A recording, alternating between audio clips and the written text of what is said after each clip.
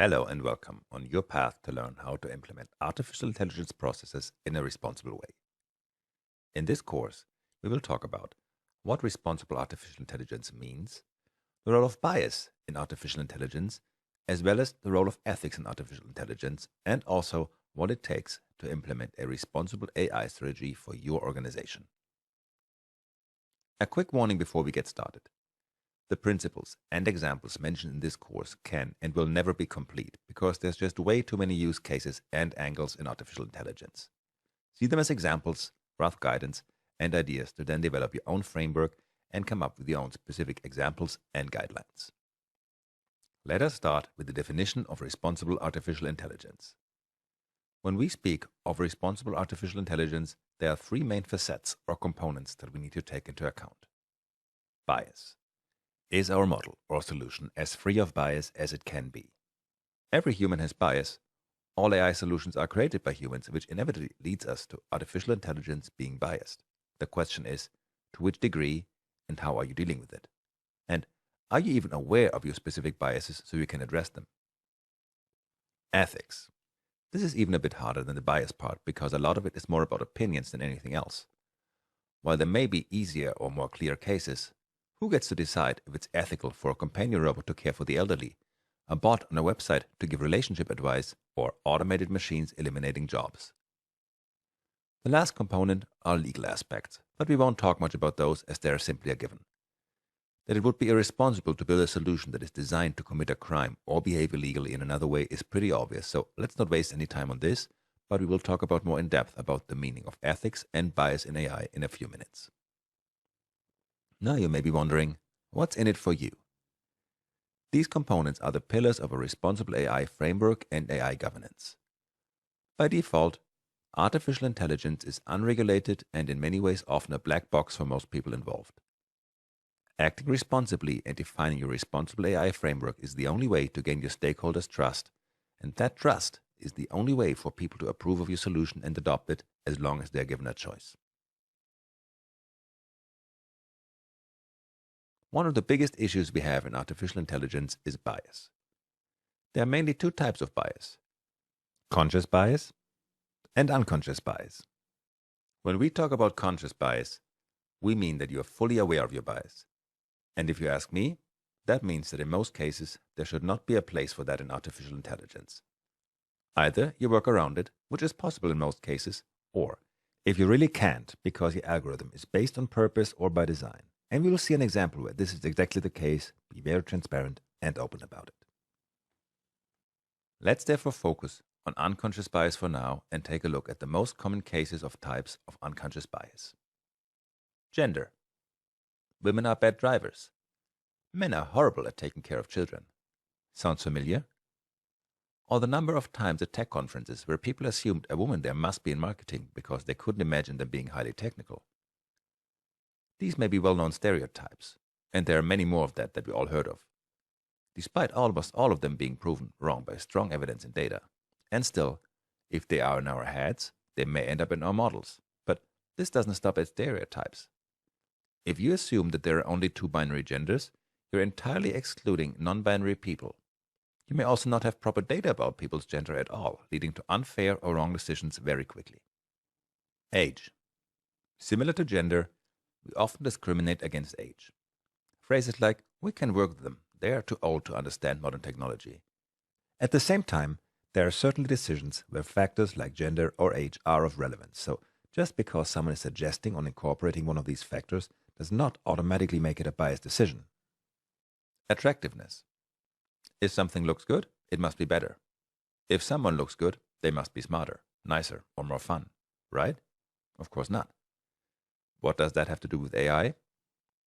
Think about not being invited to a job interview because some algorithm determined you're not being attractive enough.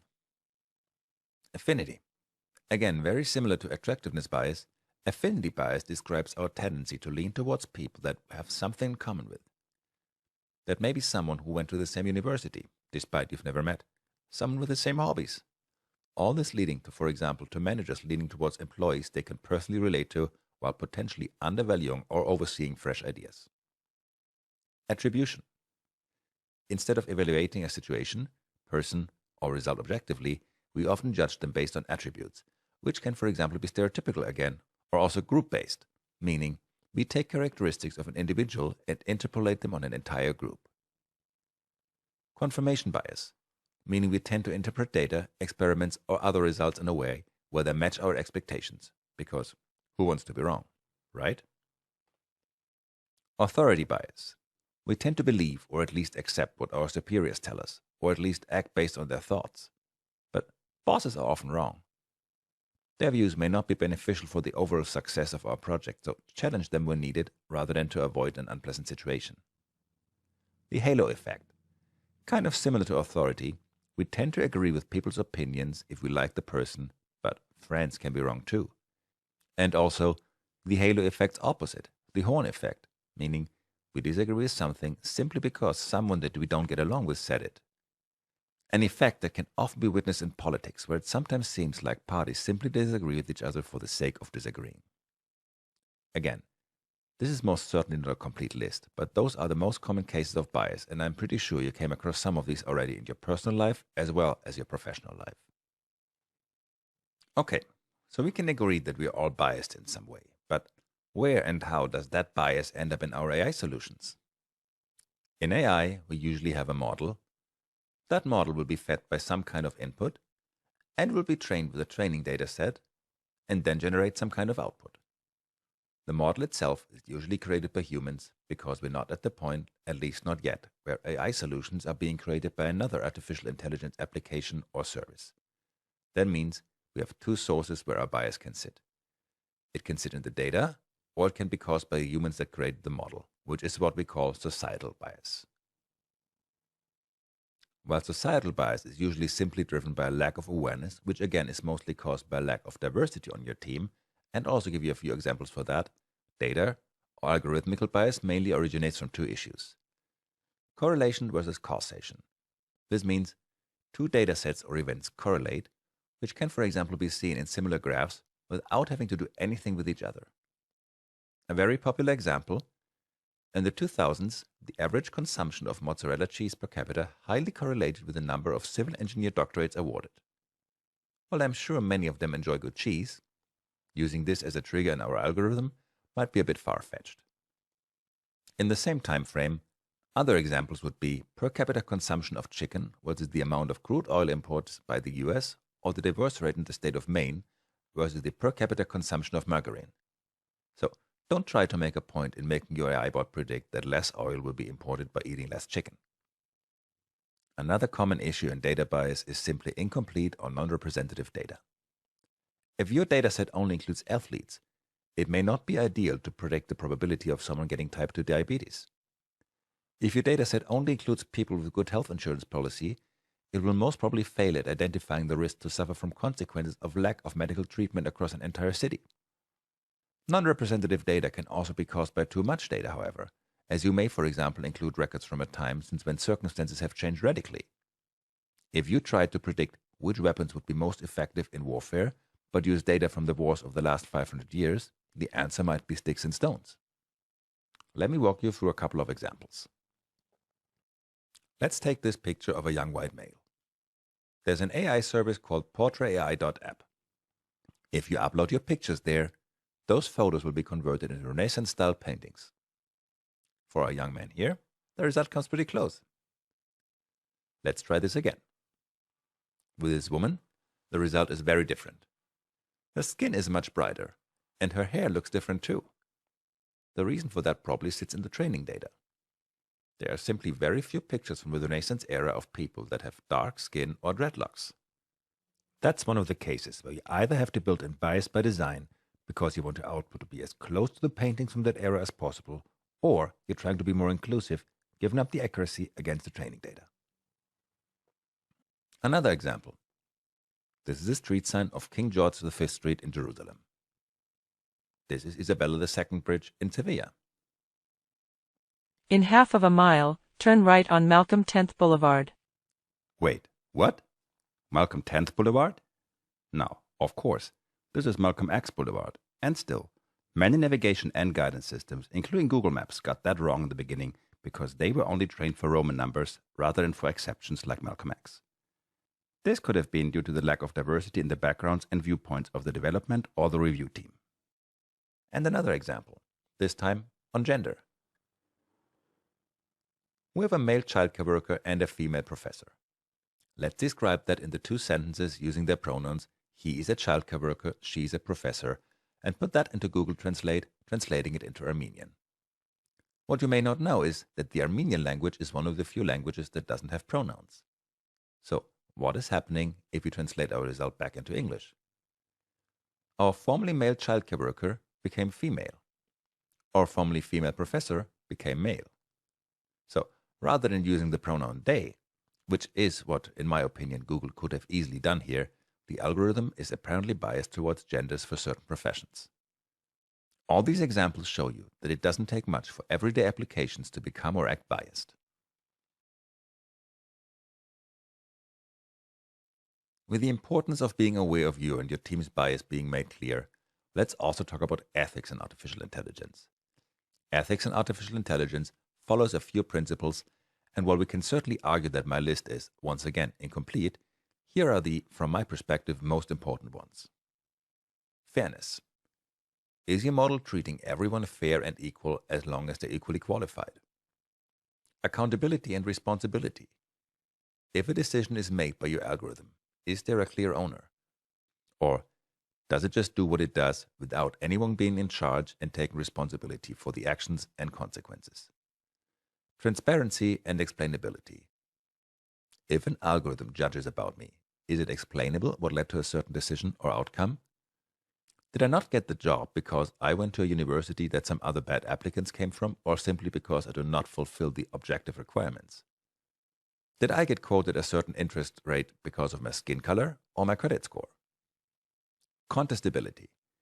If I feel or can even prove that unfair or wrong factors went into an automated decision making, is there a way for me to get that decision reviewed and potentially revisited and reverted? This obviously strongly correlates with a clear ownership.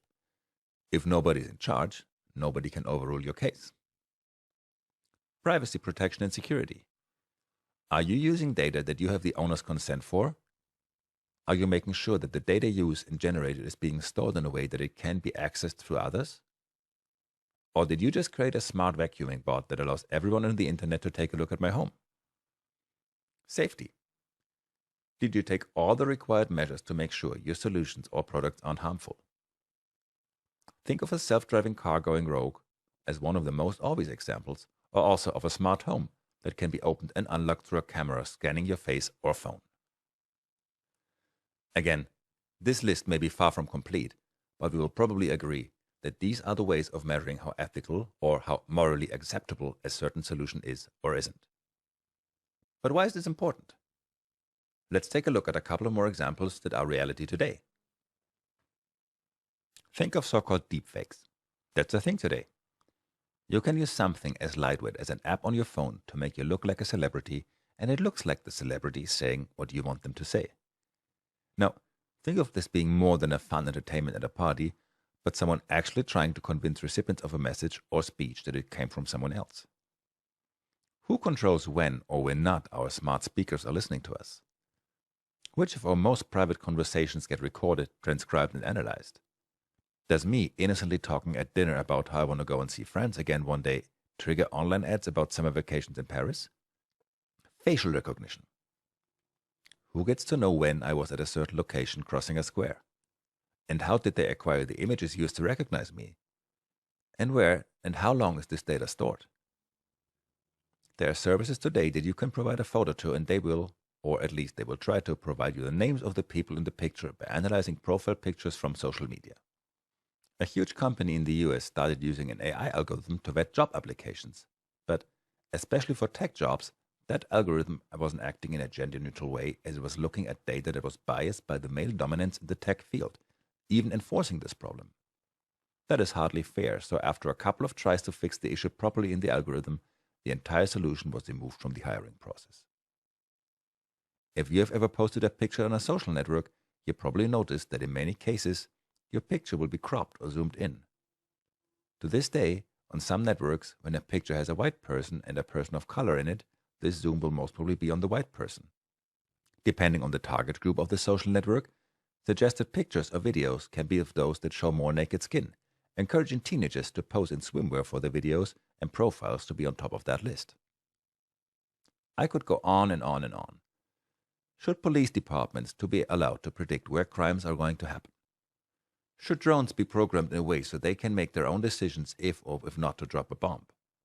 There are obviously hundreds and thousands of more examples like this, but hopefully those show how important it is to follow ethical guidelines and act responsibly in AI.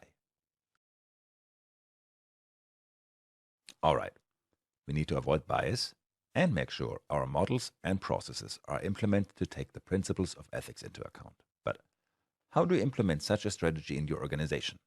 You have AI processes and models as well as your stakeholders. All your processes and models need a clearly defined owner. To make sure everything happens within the boundaries of ethics and the law, your entire AI landscape should continuously be audited through tools and people. Those may be internal and external. To make sure you're in line with ethical principles and to avoid bias, you can publish your models, documentation, or even open source the entire model, which serves explainability and transparency. A diverse set of both stakeholders and auditors helps you to reduce the bias and make your processes fair, and clear ownership also serves the goal of accountability and responsibility.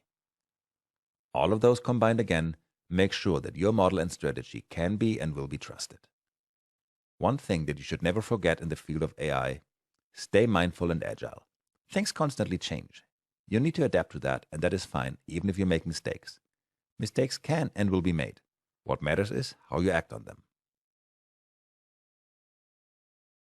Let's close up with an example of a successful process evolution in AI. There's a service called DALL-E, created by a company called OpenAI, where you can basically give a description of some kind of painting or picture, and that picture will be created using artificial intelligence. Like an old painting of a robot, a photo of a child, or an expressionist dog. In the beginning, when you would, for example, search for a doctor and a nurse, you would often get pictures like this. A white male doctor and a white nurse, so results were biased towards race and gender. What did they do to overcome this? In the beginning, it was only an internal team that tested the algorithm with constant updates to the model. Then, they invited a couple of external users to the process, leading to more and more model updates. More and more pictures were being created with the service, but to make sure those pictures weren't used in the wrong way, they came with limited use rights. More and more users were invited, again leading to more results the team could learn from and update their models on. And at some point, the limited public access was turned into full public access, and they became so confident in the algorithm that even the limited use rights were removed, and you had full ownership of all the pictures that you created using the algorithm. So when searching for a doctor and a nurse now, we may get pictures like this, for example. Still, a female nurse, but also a female doctor or a person of color. When looking for a rocket scientist, we will not only get white males either. And when looking for a professor or a childcare worker, we might as well get non-gender or racially biased results out of that.